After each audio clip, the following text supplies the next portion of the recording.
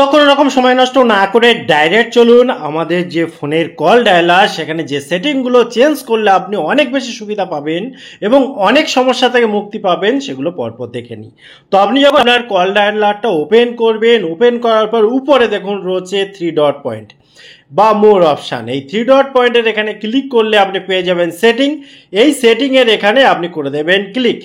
এবার দেখুন প্রথম যে সেটিংটা আপনি করবেন চেঞ্জ, সেটা হচ্ছে নিচে এই অ্যাডভান্সের মধ্যে এই যে কলার আইডি অ্যানাউন্সমেন্ট, এই জায়গাটা এসে এখানে অ্যানাউন্স কলার আইডি, এই জায়গাটা এসে যদি নেভার করা থাকে করে দেবেন অলওয়েজ। তাহলে সুবিধা কি দেখুন, আপনার ফোন যে সবসময় আপনার হাতে থাকবে তা তো নয়, আপনার পকেটে থাকতে পারে, আপনি ট্রাভেলিং করতে পারেন কিংবা বাড়ির অন্য কাজ করছেন, ফোনটা এক সাইডে পড়ে রয়েছে।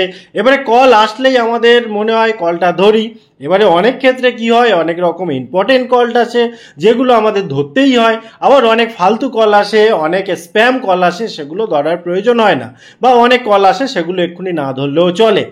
এবার এই সেটিংটা করা থাকলে সুবিধা হচ্ছে যখনই কোনো ইনকামিং কল আসবে, যদি সেই নাম্বারটা আপনার ফোনে সেভ করা থাকে নাম দিয়ে, তাহলে সেই নাম ধরে কিন্তু আওয়াজ দেবে, অর্থাৎ ইনকামিং কলে তার নামটা বলবে, আপনি বুঝে যাবেন ইম্পর্টেন্ট কি ইম্পর্টেন্ট নয়।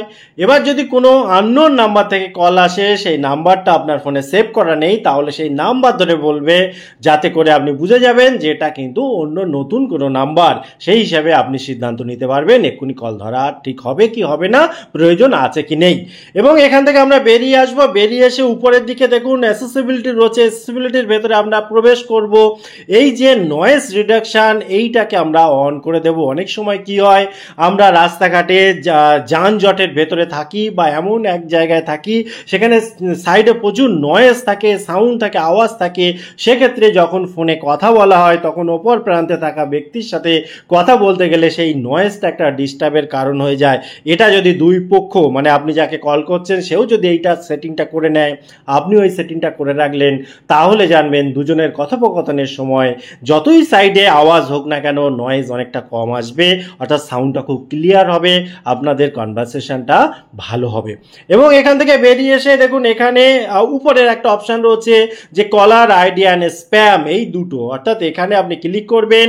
এই দুটো কোনোভাবে অফ করা যাবে না, আজকে ডেটের প্রয়োজন খুব রয়েছে। যদি আপনি এটা অন করে দেন, তাহলে যদি কোনো স্প্যাম কল হয়, কোনো খারাপ কল হয়, কোনো ফ্রড কল হয়, কোনো কোম্পানির অ্যাড দেওয়ার জন্য, বিজ্ঞাপন দেওয়ার জন্য কল হয়, বা এই ধরনের যে স্প্যাম কলগুলো রয়েছে যেগুলো অলরেডি কেউ না কেউ রিপোর্ট মেরে দিয়েছে তাদের উপরে, বা এই জাতীয় কল যেগুলো যদি ধরে নেয়, ডিটেক্ট হয়ে যায়, তো সেগুলো আপনাকে জানিয়ে দেবে, সতর্ক করে দেবে, যার ফলে আপনি কিন্তু ইজিলি বুঝতে পারবেন যে এই কলটা কী ধরনের কল।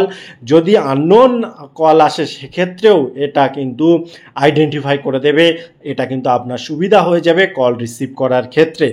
এবং এখান থেকে বেরিয়ে এসে একদম নিচে দেখুন একটা অপশান রয়েছে যে ফ্লিপ টু সাইলেন্স, অর্থাৎ অনেক সময় কি হয়, এটা যদি বাই ডিফল্ট অফ থাকে যে সমস্যা হয়, ধরুন কোনো একটা ইম্পর্টেন্ট কাজে আপনি রয়েছেন, সবাই যে মিটিংয়ে বসবে তা নয়, মিটিং অনেক সময় সাইলেন্ট করা থাকে, কিংবা আমি বলতে চাইছি এমন কোথাও রয়েছেন সেখানে দেখা যাচ্ছে হঠাৎ করে রিং বাজলে আপনার সমস্যা হচ্ছে এবং আপনার রিংটা বন্ধ করার প্রয়োজন ছিল, সেক্ষেত্রে এটা অন করে রাখলে যে সুবিধা, জাস্ট ফোনটাকে এরকমভাবে ঘুরিয়ে দেবেন, দেখবেন অটোমেটিক রিংটা বন্ধ হয়ে যাবে, সাইলেন্ট হয়ে যাবে। তো আজকের ভিডিওতে মোটামুটি এই পয়েন্টগুলো কভার করলাম, আরও অনেক সেটিং রয়েছে, যদি সেগুলোও জানার বিষয়ে আগ্রহ থাকে অবশ্যই কমেন্ট করতে ভুলবেন না।